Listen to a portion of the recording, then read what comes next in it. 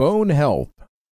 Researchers for natural health are constantly updating their information about the best ways to prevent catastrophic events like hip fractures.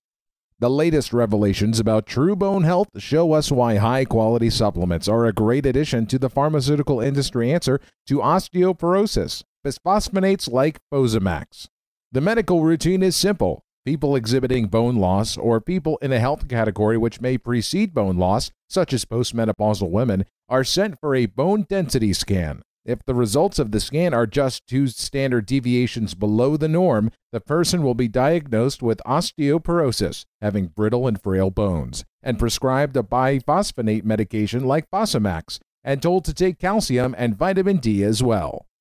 But after years of Fosamax being prescribed to fix the problem of osteoporosis, the drug maker Merck has thousands of lawsuits pending against it because Fosamax may actually be creating more problems than it is fixing, and bone fractures continue to be a problem even after taking the drug. According to Dr. John Lee, a well-known medical doctor and researcher on women's hormones and bone density, quote, Fosamax is in the same chemical class, phosphonate, that is used in the cleaners used to remove soap scum from your bathtub. This is a metabolic poison that actually kills the osteoclasts, the cells that remove bone so your osteoblasts can actually rebuild more bone.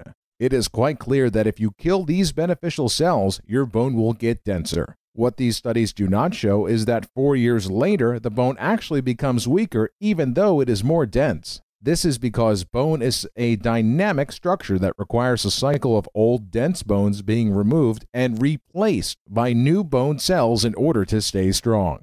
Fosamax does not build any new bone. According to Dr. Kenneth Adams, the whole reason biophosphate medications are prescribed is to reduce bone fractures by building more and denser bone mass. Dr. Adams says that the problem isn't bone density in the first place. A dense bone is still subject to fracture, so making the bones denser doesn't really solve the problem. What is needed is to increase the structural integrity of the bone. Take 2 blocks of equal density, illustrates Dr. Adams. 1 block is made of solid ice and 1 is made of wood. Because the water molecules are not physically connected to each other, when you apply force downwards on the ice, it will crack before the block of wood will. They will both have the same density, but under certain stresses, one will remain intact and the other will break. It has more to do with how the matrix of molecules connects to each other rather than sheer density. It's the same with bones, he says. You could take 2 femurs of the same density and stress them. One will break and the other won't. What matters is what they are composed of, what they have absorbed. Dr. Adams goes on to say that persons at risk for osteoporosis should not only take calcium and vitamin D, but also strontium and vitamin K2 to assure that they are laying down the strongest matrix of bone possible.